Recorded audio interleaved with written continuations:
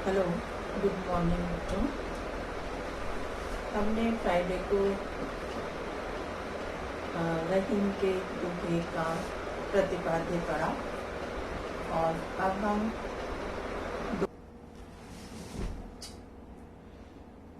हम दोहों का भावार्थ पढ़ेंगे। तो पहला दोहा है, रहीमन धागा प्रेम का मत तोड़ो चटकाए, टूटे से फिर ना मिले, मिले गांठ परी जाए। तो यहाँ पर चटकाए का मतलब है चटकाकर और परी जाए का मतलब है पड़ जाती है। ठीक है, तो यहाँ पर रहीमदास जी कहते हैं कि प्रेम धागे के समान है। किसके समान है? कि प्रेम धागे के समान अखंड और कोमल होता है। कैसा होता है? अखंड यानी बिना टूटा हुआ और कोमल। इसे कभी भी हमें जानबूझकर नहीं तोड़ना चाहिए। यदि ये एक बार टूट जाता है तो फिर जुड़ नहीं पाता, और यदि जुड़ भी जाता है तो इसमें गांठ रह जाती है। अर्थात यदि प्रेम एक बार टूट जाए तो क्या रहता है कि वह कभी भी जुड़ नहीं पाता है।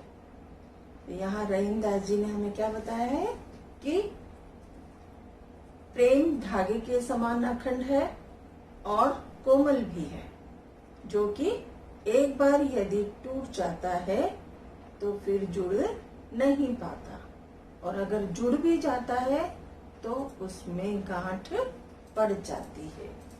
दूसरा दोहा है, रहीमन निजमन की बिता, मन ही राख्यो गोय, सुनी अठिले लोग सब, बांटी न लेहे कोई। यहाँ पर रहीमदास जी कहते हैं कि हे मनुष्यों, तुम अपने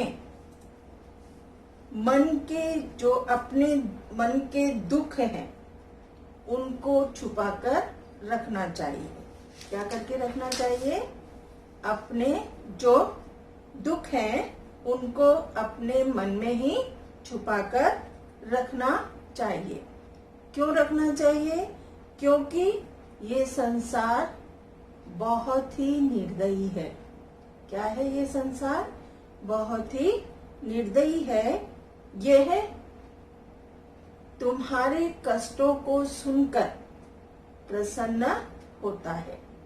यानी कई लोग होते हैं ना, जैसे हम हमारी दुख या विपदा बताते हैं तो वो देखकर क्या होते हैं? खुश होते हैं। तो कोई भी मनुष्य आपके दुखों को कम करने का प्रयत्न नहीं करेगा, वह उसमें क्या लेगा? आनंद लेगा।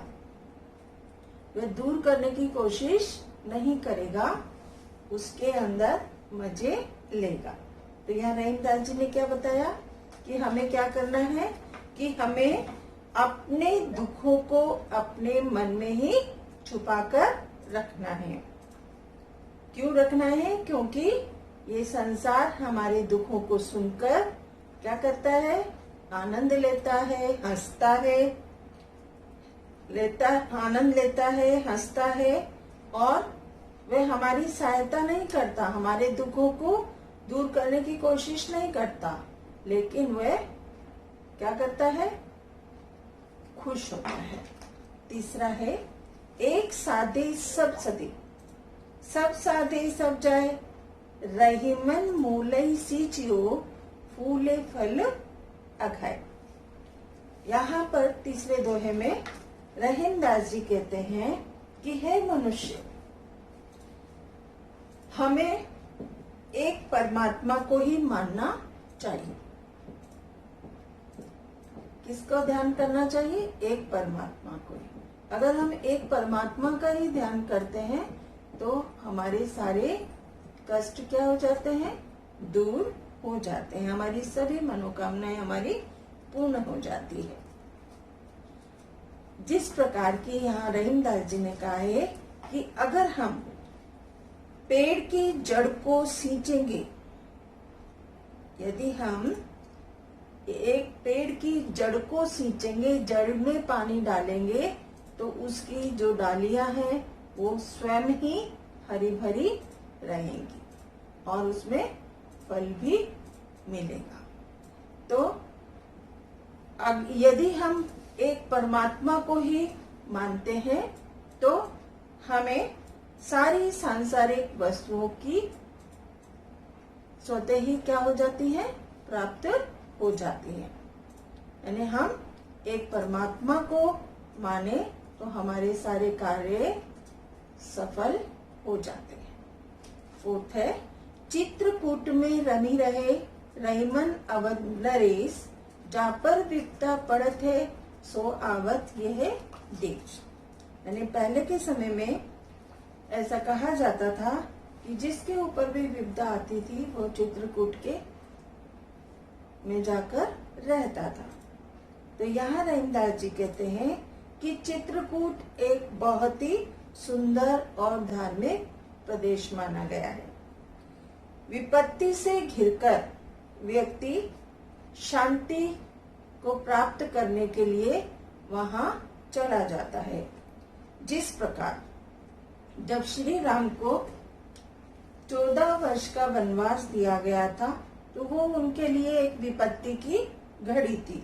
उन्हें राजपाट छोड़कर वन में जाना पड़ा था, तो वे सबसे पहले चित्रकूट में आकर ही रहे थे और उनका मन वहां पर रम गया था, यानी उनको वहां पर अच्छा लगने लगा था। नेक्स्ट पैराग्राफ है, दीरक दोहा अर्थ के आखर थोरे आही, जो रहीम नट कुंडली सिमटी कूदी चढ़ी जाई। प्रस्तुत दोहे में कवि ने कहा है कि एक छोटे से दोहे में बहुत गहरा और दीर्घ अर्थ छिपा हुआ रहता है। उसमें अक्षर बहुत थोड़े होते हैं, लेकिन जो उसका अर्थ होता है वो बहुत गहरा होता है। जिस प्रकार की कोई बाजीगर, कुशल बाजीगर अपने शरीर को क्या करता है, सिकोड़ कर तंग मुंह वाली कुंडली में से, कुंडली होती है गोल, उसमें से कुशलता पूर्वक निकल जाता है।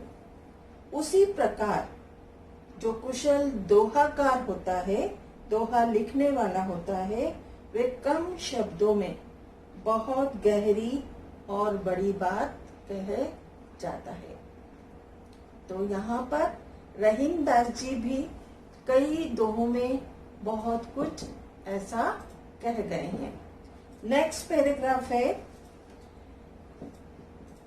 धनी रहीम जल पंख को लघु जिए पियत अघाए, ऊधी बड़ाई कौन है जगत पियासो जाए।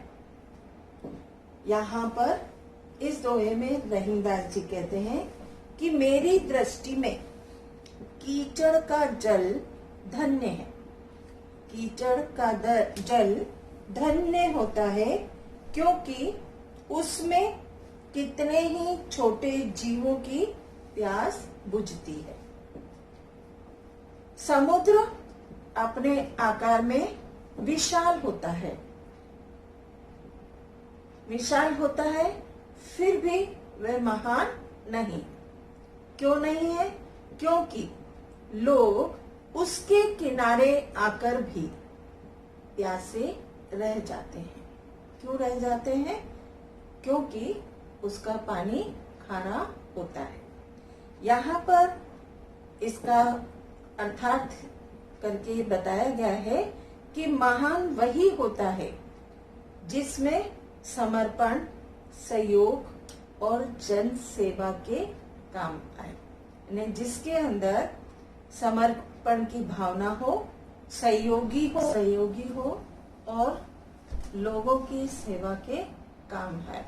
तो यहाँ पर बताया है कि जो कीचड़ है उसमें छोटे छोटे जीव रहते हैं और वह उनकी प्यास को बुझाता है, लेकिन उसी दूसरी तरफ जो सागर है वो सागर महान नहीं है।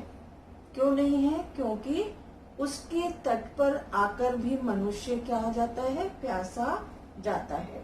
और इधर कीचड़ अनेक जीव जंतुओं को क्या कर रहा है? जीव जंतुओं की प्यास बुझा रहा है। तो आज हम इतना ही पढ़ेंगे, आगे कल पढ़ेंगे।